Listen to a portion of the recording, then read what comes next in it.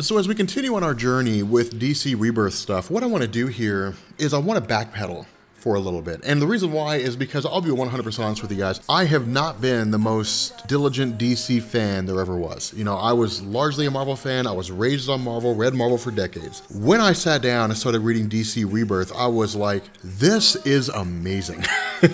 And I think that in, becoming overzealous by reading Detective Comics, Batman, especially Superman and Action Comics, The Flash, I was really caught up, in the Lightning Strikes Twice, the whole Godspeed story arc, the Son of Superman element, the supposed or the presumed death of Tim Drake, which we know is not the case. I got caught up in all that, and it didn't even occur to me, I should go back and probably do the number ones that lay the groundwork for all this stuff. So over the course of the next few months, I'm going to be peppering in the DC Rebirth one-shot. So bear with me, on those things, because even if only for the sake of having them in the playlist and giving you guys a place to start as you're getting into DC Rebirth, I want them to be there. I want to have these videos done. Having said that, the Flash Rebirth number 1 is probably the most important out of all the Rebirth one-shots. And the reason is this. When DC launched the New 52 in 2011, what they said was that prior to the New 52, Barry Allen had the genius idea of going back in time and saving his mom's life, saving her from being killed by Eobard Thawne. He did that, and it resulted in the Flashpoint universe, where everything was all screwed up. Wonder Woman and Aquaman were at war with one another, Bruce Wayne died instead of his parents, and so Thomas Wayne became Batman, Martha Wayne went insane and became the Joker. It created all these crazy scenarios, and it was really, really fun. The issue with this was that the story had to end somehow, and so the story concluded with Barry Allen realizing what it was that he had done after he'd been taunted by Professor Zoom. Barry Allen went back in time again to stop himself from saving his mother's life. And when the dust settled and it was all said and done, we got the New 52. And what DC said was that when the New 52 first started, that it had been 5 years since the appearance of superheroes. So basically, we picked up 5 years after the New 52 universe was essentially born. We had Batman and we got all, the origin stories, Superman, so on and so forth. The issue was that the New 52 was not wildly well received. People kind of liked it, but they didn't like it. It brought in a host of new fans. But as the years passed and as the number 1s turned into number 10s, turned into number 20s, after a while, people started losing interest. This was especially prevalent with events like Convergence and DCU. And so what happened is at the direction of Jeff Johns, God praise his name, he came and he launched the DC Rebirth event. And what he said was, what we were told of the New 52, that's not true. That doesn't apply. What he said with the DC Universe number 1 story is that sometime, and maybe it was a fraction of a second, maybe it was days, years, whatever, but at some point after Barry Allen had kept himself from saving his mom's life, instead of the New 52 just coming into existence, that Dr. Manhattan of the Watchmen universe, a guy that can do anything, he's literally God. He can control molecules and atoms, he can manipulate time, he can reconstitute himself. I mean, he's the quintessential God in comics. That somewhere along the line, he had shown up in the New 52 universe and he had stolen 10 years out of everybody's life. And so when we got the New 52 Flash and the New 52 Batman, the New 52 Superman, and so on and so forth, they were operating without realizing Dr. Manhattan had screwed up, that Dr. Manhattan had taken 10 years away from them. So I hope you guys are following me on that, because that's basically where we stand right now with DC Rebirth. It's kind of going in and retconning the New 52. But the fact remains that with the Flash Rebirth, we sort of learned what was happening. With the DC Universe Rebirth number 1, that one shot that we got that kind of set everything in motion, it was literally just the pre-New 52 Wally West running around and trying to get people to realize who he is. But no one recognized him. No one knew who he was because, again, they had no memory of anything before the New 52. And so because of this, the Flash number 1 essentially picks up with Barry Allen. This is why I say this is the most important one, because this is when we start learning everything. Of course, this initially picks up with a crime scene that's almost identical to the crime scene of Barry Allen's mother, in the sense that a person named Heather Macy had been killed. The father had been suspected of it, or he was the one that was believed to be the one who committed this crime, and the son claimed it was a monster. Again, this is almost identical to Barry Allen's history, just because of the fact that when Barry Allen was a child, his mother was killed. The father was believed to have been the one that killed her, but we know that it was actually Eobard Thawne who had traveled from the future, and Barry Allen had said it was a monster that had killed my mother. And so again, it's almost identical here. And this is actually recognized by, the crime scene investigators director, a guy named Singh. Now, he's been around for a long time as part of the Barry Allen mythos, but basically he says because these cases are so similar, Barry Allen should not have a role in this investigation, just because of the fact that it would be too personal. It would more or less be an instance instance where Barry Allen was trying to solve his trying to relive solving his mom's own murder by trying to solve this one. So again, it wouldn't just be a crime, it would hit too close to home. But in the midst of this, Barry Allen suddenly starts getting these experiences, these headaches. Now, of course, we know that one of these guys is Godspeed. We ran over that story, Lightning Strikes Twice. We know what he is. We know how that turns out. We know what direction things go in. But he also gets a vision of Wally West. Now, Barry does not know this is the pre-New 52 Wally West. To him, it's just some guy saying his name. And maybe it's visions, maybe it's alternate realities, other dimensions. Barry doesn't really know what to make of this. Not only that, he also sees a vision of Eobard Thawne. Now, Eobard Thawne did exist in the New 52, and his story was changed a little bit. And this is really the question here. Are we going to see the original Flash Rebirth storyline under Geoff Johns? Are we going to see that history of Barry Allen, or are we going to stick with the New 52 history of Barry Allen? At this moment, we don't really know, but we do know that Eobard Thawne is a villain that is recognized by Barry Allen, and he hallucinates him in place of Singh. And so as a result, Singh says, "Hey man, do you need a minute? You need to calm down. What's going on?" And Barry Allen says, "No, I just need a moment to get things figured out." And this is when Joshua Williamson kind of tells us what's going on from Barry Allen's perspective. And he essentially tells us that Barry Allen was, struck by lightning and also doused in a series of chemicals. It resulted in him gaining super speed, and he decided to take on the mantle of the Flash. Now, the reason why I say the whole Geoff Johns rebirth thing is a question that I have is because when Geoff Johns brought Barry Allen back to the DC landscape 20 years after his death during Crisis on Infinite Earths, he retconned so much history of his character during the Crisis on Infinite Earths era and before Crisis on Infinite Earths. The story of Barry Allen is exactly what we're seeing here, that he was just a guy who was working in an office. He was,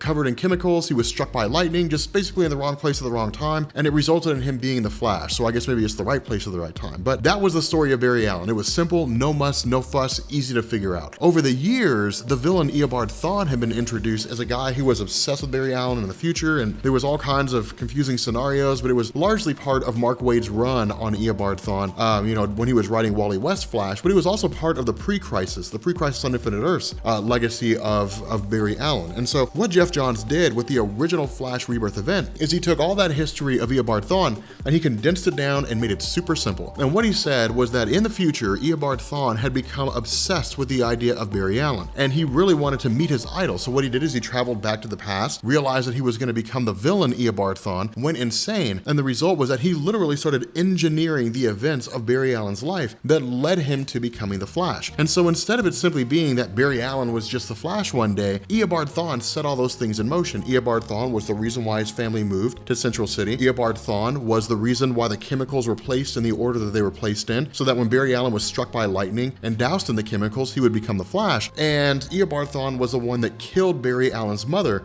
giving him a reason to become the Flash in the first place. He had literally manipulated every moment of his life to the point where he became the Flash. That was all Geoff Johns' Flash Rebirth, the original story. What Joshua Williams seems to be doing here, even if only for the sake of keeping things simple, is not including that information. Instead, he's going with the original Crisis, pre-Crisis on Infinite Earths, Barry Allen origin story, where he was just covered in chemicals, struck by lightning, became the Flash, done and done. So what we end up doing here is, because Barry Allen is more or less trying to figure out everything that's going on, much like in the TV show, his father is the one guy that he divulges everything to and talks to about what it is that's bothering him. And as he's talking to Henry Allen, he's running over these different things that seem to be taking place. But what Henry Allen also says is, if you believe this is the Speed Force sending you messages, then the question is, has anybody ever bothered to research the Speed Force, to learn everything they can about the Speed Force, what it's capable of? Now again, all this is based on the New 52 Barry Allen, so he doesn't remember anything before the New 52. He doesn't remember being trapped in the Speed Force for 20 years when he supposedly died after Crisis on Infinite Earths. He doesn't remember emerging from the Speed Force during Final Crisis. He doesn't remember any of the retcon, with Eobard Thawne. To him, it's just the Speed Force is just some energy out there that he accesses whenever he's a speedster, whenever he's running around, and that's all there is to it. And so what his dad does is he offers a few comforting words, says, hey, look, sometimes there may be some things here that are, beyond your control or beyond your ability to understand, but you're a scientist, you'll get it figured out eventually. And so Barry Allen doesn't really take a whole lot of comfort in these words. But what he also does is he says, hey, look, as the Flash, I am an investigator, I am a scientist. My goal is to get these sort of things figured out. And it's really just him kind of killing time, until his investigations in this particular crime can be taken care of by the equipment and the lab. But in the middle of this, he suddenly met with the arrival of Wally West from the pre-New 52. And this is why I say this is when everything gets turned on its head. This is when everything just suddenly, flips over. And this is Joshua Williamson telling us, hey, look, there's a lot going on out here. Now, because Wally West in the DC Universe Rebirth #1 had traveled around to Batman and all these different heroes, none of whom remembered who he was, he had kind of resigned himself to the fact that he's part of a timeline that doesn't exist anymore, a timeline that's basically fading away to the point where it will be completely non-existent and it'll disappear in its entirety. But Barry Allen is his last link to that. And all it takes is for Barry Allen to remember him and say his name in order for Wally West and that universe to come into existence. And that's exactly what happens. Because Barry Allen says or recognizes him as Wally West, the pre-New 52 Wally West is now here. He is now in our reality. And this is basically Joshua Williamson saying that, I guess at this very moment right now, until we get an answer to the question of what Dr. Manhattan was doing, that the pre-New 52 landscape is still there. We're in the New 52 universe right now, but elements of the pre-New 52 universe are still there. So the best way to think about this is that if you have, two rooms and a door separates those rooms, that door is, Flashpoint and whatever it is that Dr. Manhattan did. On the left side of the door is the pre-New 52 universe, and on the right side of the door is the New 52 universe. Basically what happened is Wally West stuck his hand through that door, Barry Allen grabbed it, pulled him in, and so now that universe is there. We're just trying to figure out what it is that happened that led to all these superheroes forgetting everything. And that's exactly what Wally West says here. Wally West says, something happened. I don't know what that something is, but something happened and none of you remember the way things used to be. None of you remember how things used to be. And so what may happen here is DC may come along and say, this isn't New 52. This is all pre-New 52. It's just your memories have been changed or you've forgotten things or something else has happened. We don't really know what direction DC is going to go with this. But what DC is establishing with this particular comic is they're saying all the stuff that you remember is still there. Now they'll pick and choose. If there are elements of the pre-New 52 landscape that were just really bad, those won't get included. But all the stuff that we love is basically DC saying, hey, all that stuff is still here right now. All that stuff is still present. Now, initially, because of the fact that all this is coming back to Barry Allen, because Wally West says, hey, there was an event called Flashpoint and you're the one that created this universe that you're in right now. You're the one that created all this. Because he's being informed of all this stuff, his initial idea is, okay, well, let's just start telling people. Let's go tell people what's going on. I mean, I'm Barry Allen. They know me. They don't know you, but they know me and they trust me. They'll believe me when I say, hey, look, this guy is from a universe that we thought was dead, but he says he knows everything that's been going on or knows how we used to be, why we can't remember things, so on and so forth. But Wally West says no, like people just aren't ready for it yet. They're not even ready for it yet because they don't know everything that's going on. All they know is suddenly, someone took years off of their life out of their memories and no one knows who did it or why that person did it or, where that person came from or anything. And so while Barry initially says, hey, let's go talk to Iris, she's a really good friend of mine, for Wally West, the pre-Flashpoint Wally West, in his mind, Barry Allen and Iris West are married. And so for him, it's weird that they're only friends in this particular timeline. And so the idea is, okay, no, we need to hold off. We don't need to tell people what's going on. Once we get it figured out, then we'll let people know what's going on because we'll be able to go to them and say, hey guys, here's everything that's happening, as opposed to showing up on the doorstep of Batman and Superman and Wonder Woman and saying, hey guys, here's this dude from another reality and someone stole 10 years of our life, but we don't really know. We have no answers to the questions that you're undoubtedly going to ask. It's just something happened somewhere and we have no idea who did it. They'd look kind of asinine, to be quite frank. And so what ends up happening here is they kind of strike an agreement of sorts that Barry Allen will do what he can. He'll of course be the superhero and so on and so forth. But in the background, and especially as part of the Titans, Wally West is going to try to find answers to these questions. Now, what we do here is we transition to Batman. And Barry Allen's idea here is that Batman's really more of a scientist than a detective, in the sense that Batman basically just exists to try to solve problems using science as best he can, and then using it in conjunction with detective work. And so for Barry, he basically says, hey, look, man, here is what this Wally West told me, here's what he's been saying, but he also discovers that Batman had located a button that was within the Batcave, and initially it was thought that maybe the Joker left it there at some point, but we, as the reader, know that button belongs to the Watchman. Specifically, it belonged to the comedian when he was killed. What Barry Allen says is that on this button is a trace of radiation that none of them recognize. Now, we know that radiation to belong to Dr. Manhattan of the Watchmen universe, of this omnipotent, wildly powerful being that can basically do anything he wants to. And so why this button's here, how it got here, we don't really know. But as this comic starts to wrap up, what Joshua Williamson also tells us here is that everything is doomed to repeat itself.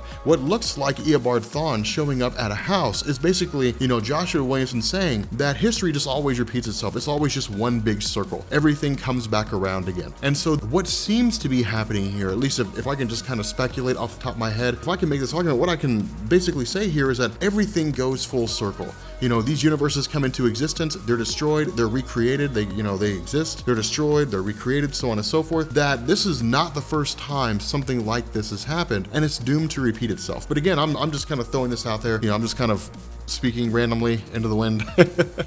But hopefully you guys understand what's going on right now. For those of you guys who were curious about where we are with DC Rebirth, about the pre-New 52 versus the New 52, hopefully this video allowed some light bulbs to start clicking on so that you guys have an understanding of what's taking place, and we can kind of go forward into the different number ones, focusing on those characters respectively. But if you guys are still a little bit confused, and if you guys have questions, feel free to post them down in the comment section. I'll try to answer them if I can. If I can't, for those of you guys who are really well versed in DC, feel free to answer those as well, because I'd like this to be a session where, those of you guys who are really knowledgeable about DC Comics can offer your own input on what's going on here, and in some cases more so than I can, because I know there are a lot of you guys out there that know a lot more about DC than I do. But in any event, if you guys are new here to Comics Explained, feel free to hit the subscribe button, become part of the Rob Corps, and if you guys enjoy this video, drop a like, and yeah, I will see you all later. Peace.